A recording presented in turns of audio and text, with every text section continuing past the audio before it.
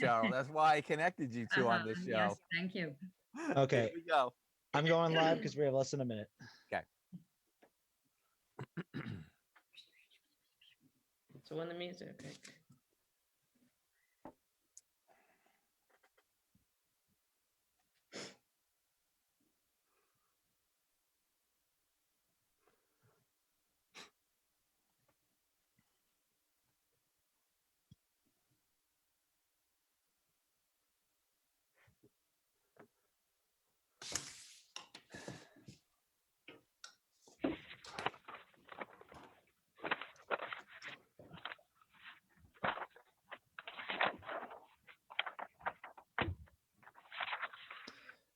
You're watching HCAM TV.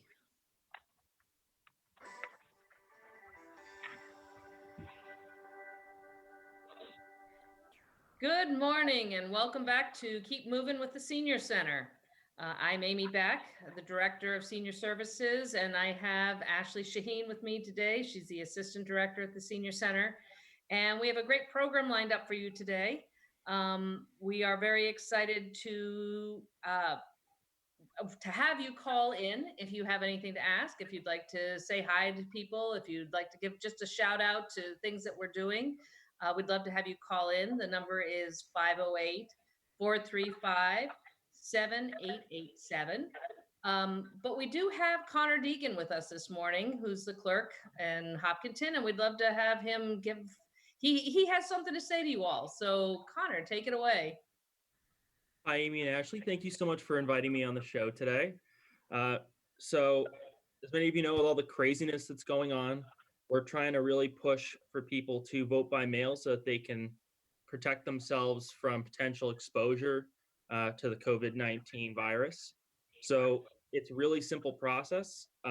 We have a really basic short form. You just fill out that top half and you can either send it to me electronically by email or you can mail it.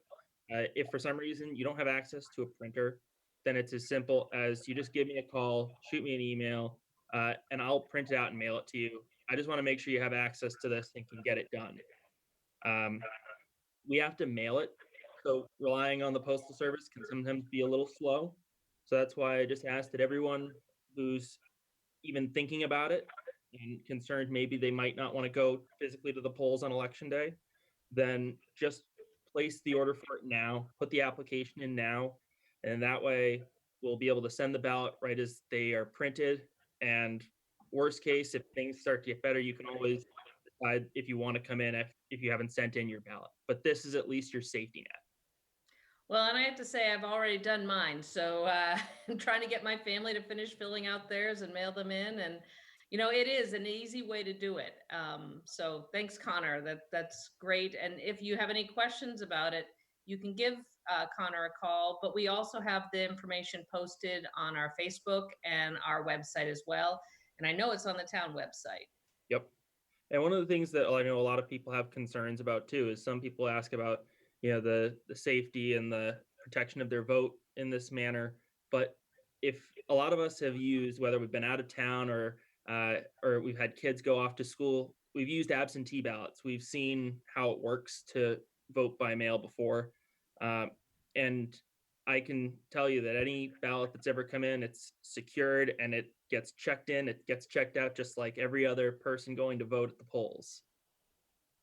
Well, great. Thank you, Connor. This is great information. And like I said, it is posted around town. We do want you to take advantage of it and please do, because it is a safe way to get your vote in without having to get out to the polls, because I know everyone's a little bit worried and a little bit gun shy about going out. So let's, you know, keep this in mind. Certainly put it out there. As Connor says, you can always take it back if you decide you want to come in, but am I correct on that, Connor? Yep. So if you haven't sent in your ballot, then you're able to still come and physically vote. But when you've mailed an early ballot, it counts as the same as you put it into the machine already. So, you know, it's just like if you go and you put your vote through the machine, then after dinner you decide you want to go back and change your mind. Sorry, too late. It's already gone through. One vote, one ballot. There we go. Exactly. Great. Well, thank you, Connor. I appreciate that. And I know that information we'll keep it posting that and putting that out there for everybody to follow. Excellent. Thank you. So this morning we have a guest with us. We have Cheryl Peralt. She's got an exciting new program that the Senior Center is hoping to partner with towards the later in the summer when we have a chance to really sit down and put it together. And so Cheryl's with us this morning. Cheryl, good morning. Good morning. It's good to meet you by Zoom and hopefully in Hi. person soon. It is. It is. I'm hoping you can tell us a little bit more of what you're thinking about. I know that it's involving stories, and we want to get people's stories out there. And it's something that I think, you know, in talking, my kids I know love talking with their grandmother and hearing about her life and about her parents who they never met and all of that. So could you tell us a little bit more about what you're thinking about?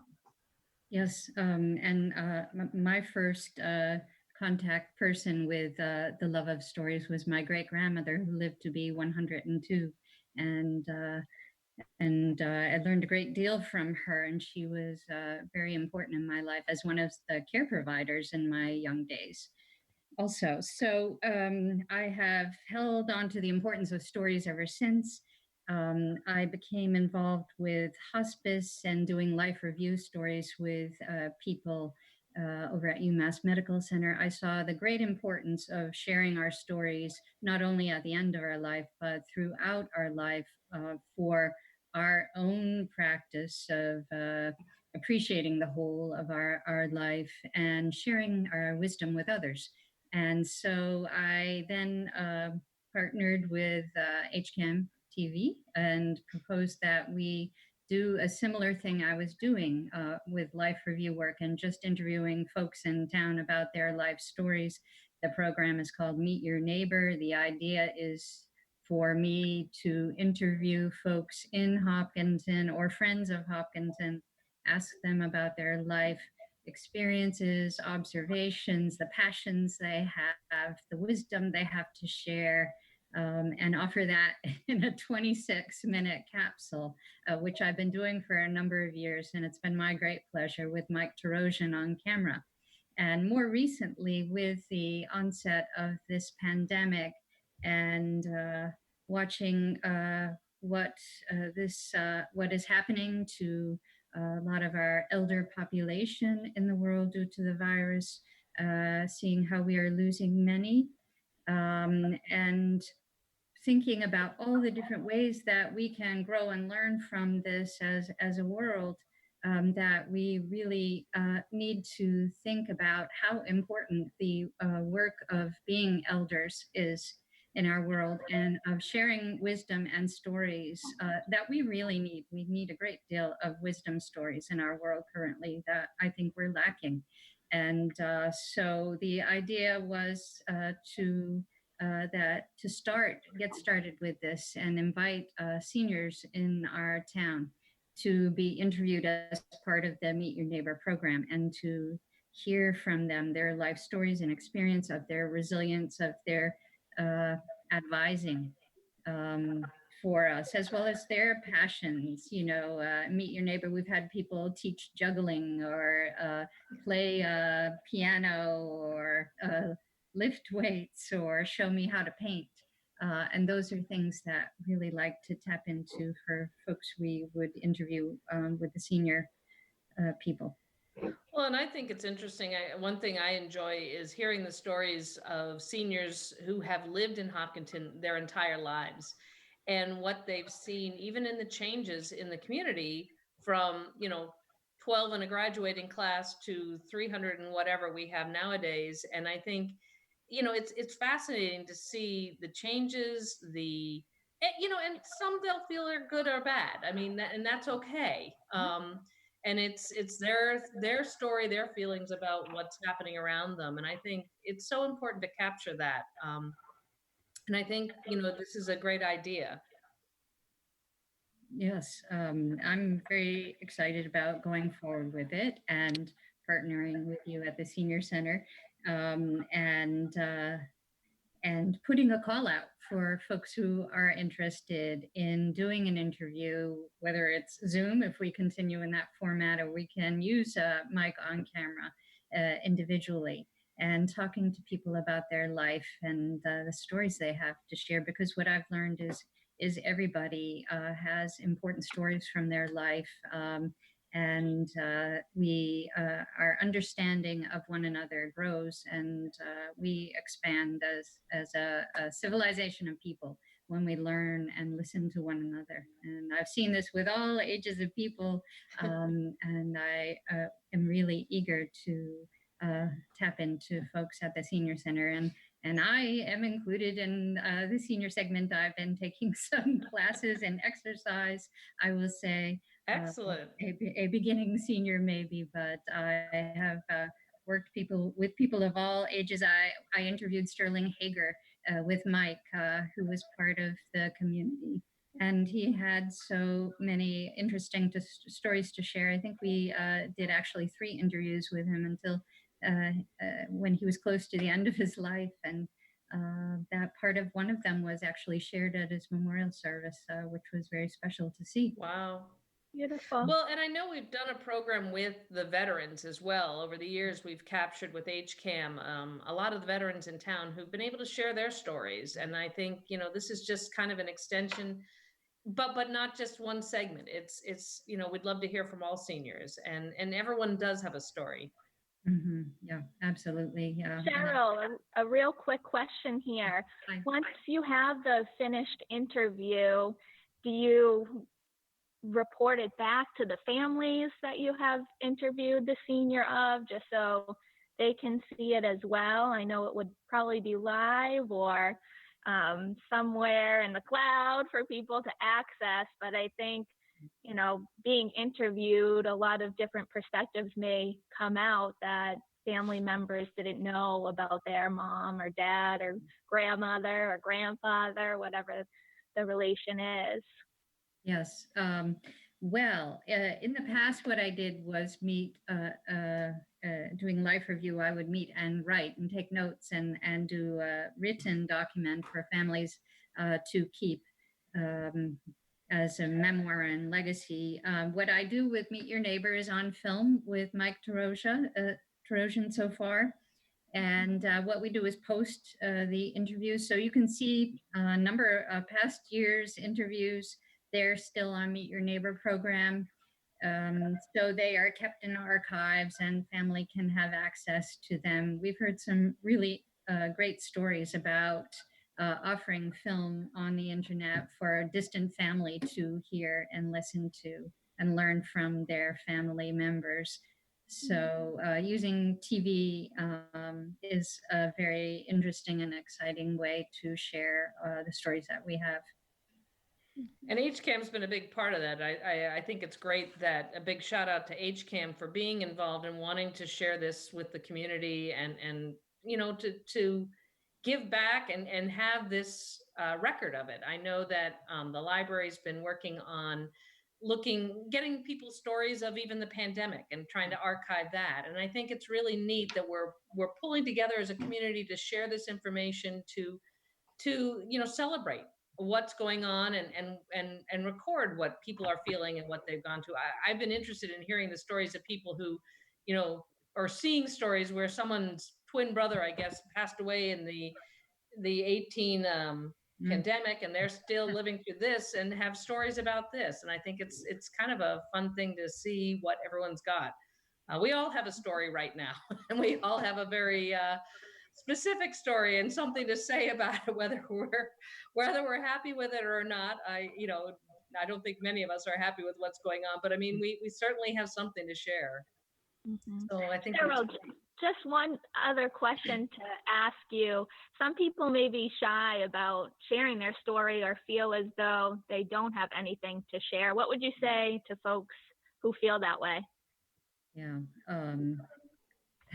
that is a good question. And in this particular format, it might not be the match for some people. Perhaps something that I can talk with you at the senior center about. but I know that to have just a little segment of film is a very special way to capture a story if folks are willing to give it a try. And I myself said in January I would never do Zoom. I would never participate in Zoom. And here I am frequently involved. I do a Friday evening show with HCAM now on Zoom. So I'm getting used to it, but I understand. So Well, it's and I something think- we need to discuss. And I think if people are shy, just remember it's a conversation, and in a way, it can be considered a conversation with your family. You know, just kind of. I know when the grandkids ask, what was it like, or they out talking about their house when they were growing up or something. It's just that conversation that you can share with your family and with the community. So it's nothing to feel high pressure. We're certainly not going to win an Emmy for this, I think, but who knows? Maybe we will. But I think it's more, just a way for people to connect, and another way to connect with their family, especially now when it's harder and harder to get together. Absolutely, and we've lost, I think, our sense of importance of sitting down, listening to one another's stories, and learning from them, like we used to do so much more in the past. And perhaps folks who are in senior years can recall the importance of that more than these days. But I see there's a revival, and in the different kinds of work that I have done, I see how people come alive themselves as the teller of stories, as well as people listening and identifying and learning more about one another as well as ourselves while we're here. I see it as an awakening practice, really. I'm Great. Well, excited Cheryl, about we're excited, looking forward to this. I think it's going to be a great program. We'll be giving more information out later in the summer with people and trying to tie this down. So Cheryl, thank you very much. We're excited about this. Thank you. My pleasure. And good to meet both of you today. Great. Thanks. Bye, Cheryl. Thank you. Thank you. So, last week we did have some difficulty with a video. We were showing excerpts from our variety show, and we had a tap dancer. We're having a little bit of the trouble with the tracking, I believe. So we'd love to share with you that this morning. So here's the tap dancers. We have Shar Wall, and she's tap dancing for us today. Shar, is there anything that you'd like to share with us?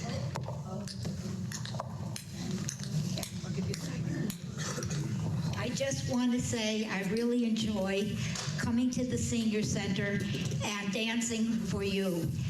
I dance around my house. I'm a retired ballet, tap, and jazz teacher. I danced for 30 years and taught all kinds of dances, children and adults.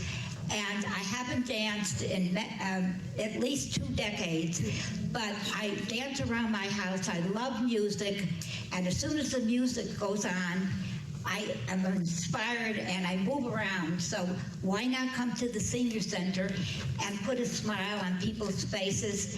And maybe some of you will recall dancing when you were younger and also doing ballroom dancing now. Thank you, Shar.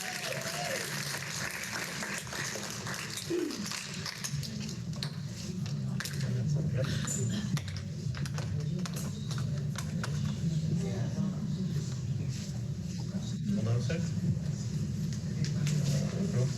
There we go. When you're smiling,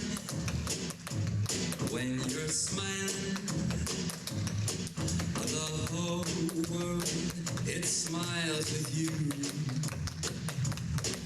When you're laughing, babe, when you're laughing, well, the sun comes shining through. But when you're crying, you know you bring on the rain. Stop that sighing. Be happy again. Keep on smiling.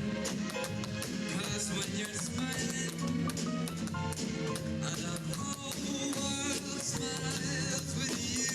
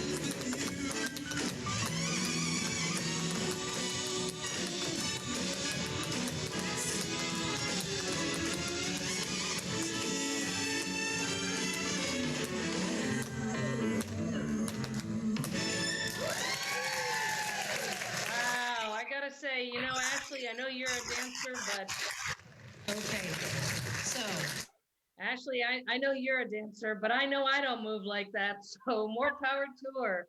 So that's just a little teaser of some of the things we have at our variety show in the fall. And hopefully, we'll be able to have one again this fall. But so start thinking, what can you bring and do? We've had the Shar dancing, we've had group singing. It is a variety. As if you go on HCAM, you can certainly see all the old ones that we've done. So. And I did love Amy too. I did love what Shar had to say, and that she, certainly is a lifelong dancer, as we all watched her perform so beautifully. But the thought of keep on moving, staying active, and that's a message that we keep trying to promote in every which way possible.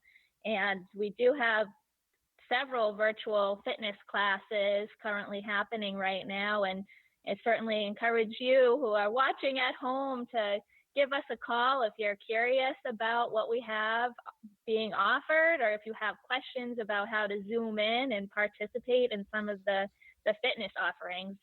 Even though we are at home, we really want people to keep active and to keep moving in whichever way possible. Exactly. And I think, that's the perfect, like you mentioned, we have a number of virtual programs and we've got a lot of opportunities to take part in them. And I know it's difficult. I know that working through Zoom is not easy for a lot of people. I know my own mother with her health exercise classes she does elsewhere, she actually phones in and listens to it and follows along because she can't Zoom. But we're trying to bring things to you to keep you moving. Hence the show, Keep Moving with the Senior Center, but keep moving. And Char's right. You got to move it or lose it. And so let's, keep moving. And we do have other opportunities. I don't know if you've perfect chance for you to talk about some of the ones coming up, Ashley. Oh, sure. Happy to. So aside from fitness, we also have TED Talks on Monday afternoons at 12:30. So each Monday is a different topic of interest. We've had discussions on comedy. This past Monday, I believe it was a discussion about creativity in schools or something along those lines. And we really do look for feedback within the group. So if people have a subject that they're interested in, we'll look and see what we can find to show folks. And we have French classes offered by Natalie Scott twice a week. So if you took French way back in the day, certainly encourage you to participate in the class. And she's amazing.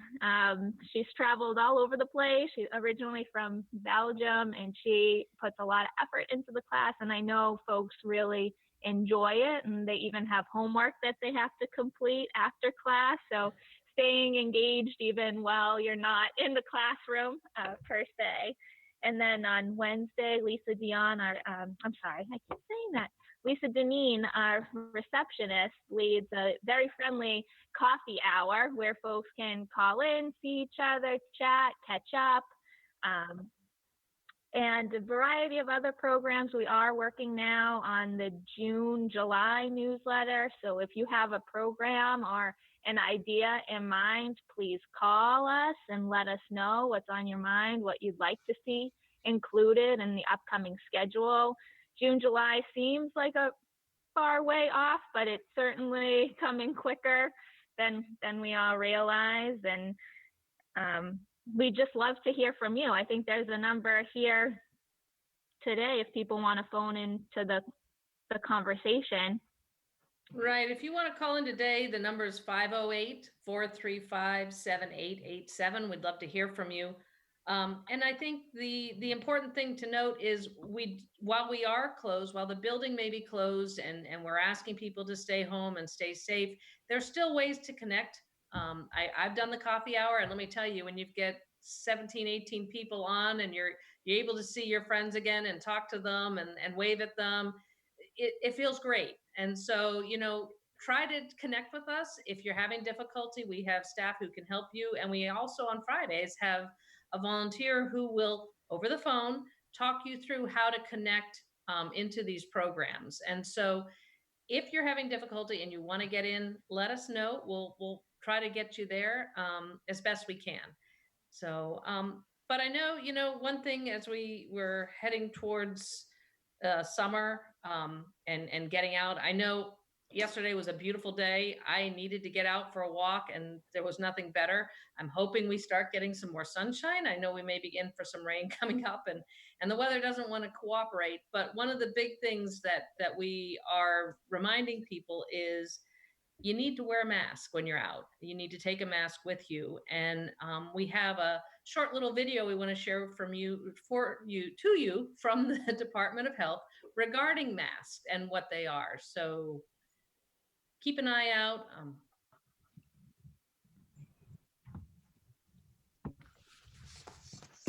Social distancing and staying home are the best ways to limit the spread of COVID-19. But if you must go out, make sure you cover your face. You can use anything that covers your nose and mouth, including dust masks, scarves, and bandanas. But leave the surgical masks and N95s for healthcare workers. When you wear a cloth mask, it should fit snugly against the side of your face. Be secured with ties or ear loops. Include multiple layers of fabric. Allow for breathing without restriction. And be able to be laundered and machine dried without damage. When putting on and taking off a mask, only touch the ties or ear straps. Don't touch the front of the mask. And wash your hands after touching it. Remember, masks slow the spread when you must go out. But staying home and social distancing are the best ways to protect yourself and others. For more information, visit mass.gov/COVID-19. So again, be safe when you're out there. I know that the staff, and as a reminder, the staff at the Senior Center is here for you. We're here to answer your questions, to help you with any need that you have, and to bring you this great programming that we have with the virtual classes. We hope you can take part in. And I don't know, Ashley, do you have anything else quick to say and share? Yeah, sure. I'm looking here at the May newsletter, and I wanted to mention this last week, but I was having internet troubles at home.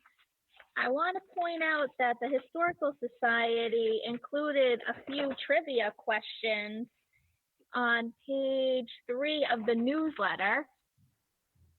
So if you haven't had a chance to check that out, please do give it a look and see if you have any answers to the questions. And if you do, we ask that folks call in to extension 3 and leave your answers along with your full name and phone number, or email Judy Alessio, who is our office manager. And the answers and the winners will appear in the June-July newsletter, which I had mentioned we are currently working on. And thinking to June and July, we are teaming up with the Historical Society to offer a live trivia afternoon. So now's a good time, I guess, to get caught up on your history of the town. There you go. So again, everyone, just remember, stay safe, wear your mask when you're out in public, and keep moving with the Senior Center.